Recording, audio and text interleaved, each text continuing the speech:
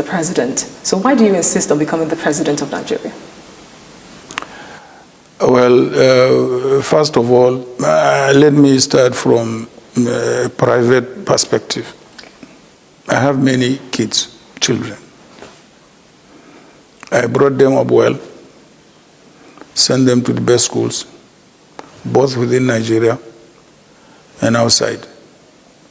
As I normally tell them, I have lived my life.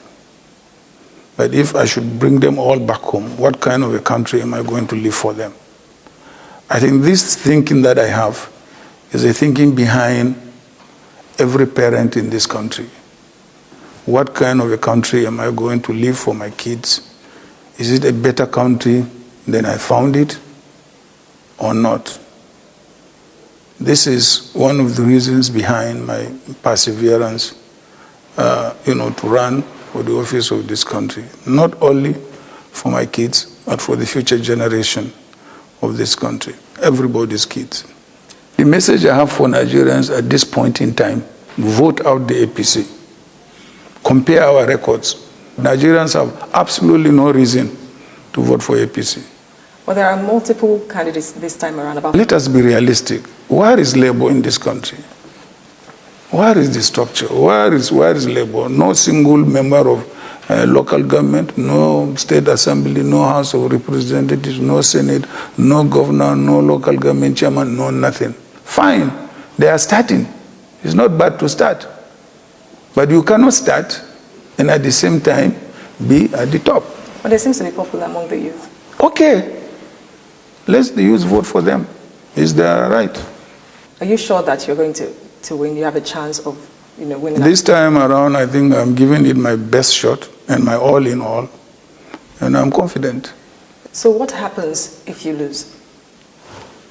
That's my fate. I take it in very good faith. Now, there are fears or rumors around your health status that you've been going around for treatment out of the country. Can you address that? I don't go for any major treatment abroad other than normal medical checkup. The only medical problem I have was, if you recall, in 2006, in an election year like this, I tripped from staircase, and injured my knee. And I went to Germany for a treatment. I didn't have any fracture. I just have what they call a tendon rupture.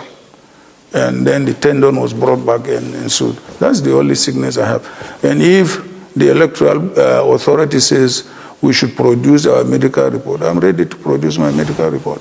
In essence, are you saying that if you win the election, you're not going to travel out of the country for any form of medical attention? As long as whatever medical attention I require is available in the country, I will avail myself of that facility. But if it is not available, what do you want me to do? To sit down and die? As the president, you'll be, of course, you have all the which is going to be cheaper for me to bring in medical personnel from abroad and equipment, or to fly in and out, whichever is cheaper for the country. That's what I'm going to do.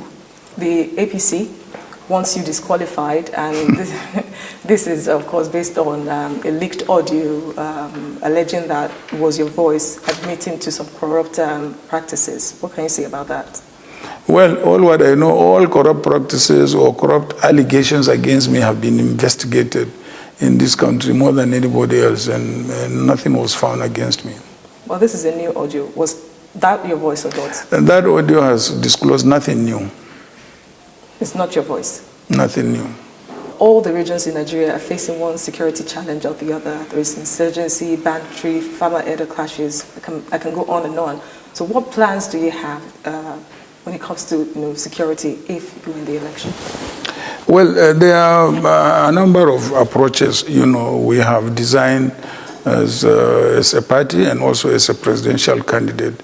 One of them is more boots on the ground, more equipment, and more training.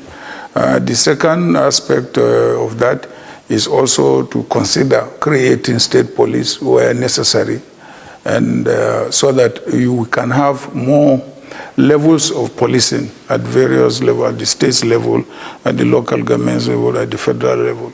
Okay, see, the country's economy is also struggling at the moment, and there is a high inflation rate, which is hurting many Nigerians. Can you talk to me about your economic strategy?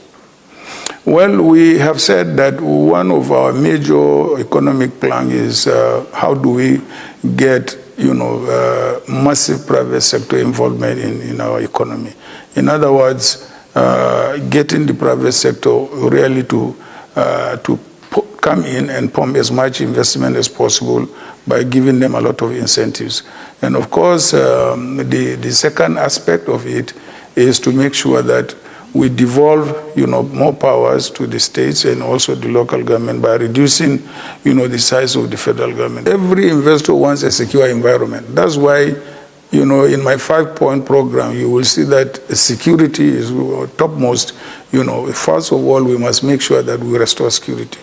Once we are able to do that, and then we give the private sector incentives to come in, and invest in the country, you will see how massively they will come. Nobody will ignore a large market in Nigeria. This is one of the largest market on the continent of Africa. ASU strike is a recurring problem. So what are you going to do to address the issues around funding of universities to, reduce? I believe we have the capacity to fund universities to the barest minimum, and then particularly is all on the issue of payment or delayed payment of salaries. I think it's recklessness and lack of leadership. Nigeria can afford to pay its lecturers in time and good pay for that matter. And you're confident that if you win the election, there will not be any form of ASU strike? I will sit down with ASU and we will sort it out. Civil society organizations have been calling for candidates to declare their assets and liabilities. Are you willing to? I have always done that. The only thing is that, the law doesn't provide that we should make it public. If the law says we should make it public, I will make it public. For the sake of transparency, and because you're always clamor for change, don't you want to be the change you're preaching? I don't mind. I can produce it. I mean, it is there. They have been there. I will produce them. So will you produce it this time around? Is this something we can hold you to? Why not? Women and youths have continued to be sidelined in the affairs of Nigeria. What role will they be playing if you win? I have already given a policy statement on youth and women participation in government. And it is quite disappointing that particularly on the side of women, despite all the incentives we give as a political party, free this, free that, and this and that, so much quota for women, they don't come forward. Even when we make opportunities easier for them, they don't seem to be coming forward. So I think maybe it's a stage of our development. When you say they're not really coming forward, or the system is not viable enough for them to thrive, for example, the outgoing lawmakers abandoned about 5 gender bills, and then the House of Representatives promised that they were going to reconsider 3 of them. Until now, they have not even announced that the 3 bills in the House of Representatives. If I get there, I will make them move. Is that a promise? Yeah, it's a promise. I'm very, very particular about gender, equality and gender participation. Okay. I am pro-gender. I remember you promising that if you win and at the end of your tenure, you would hand over power to the youth. What is the promise on that, and how viable do you think? If the youth come forward, supposing they don't come forward, do you think the political because system... you hardly find a young man who will contest an election once, twice, and contest again the 3rd time. It requires perseverance, it requires consistency, and it requires patience. The youth may seem too much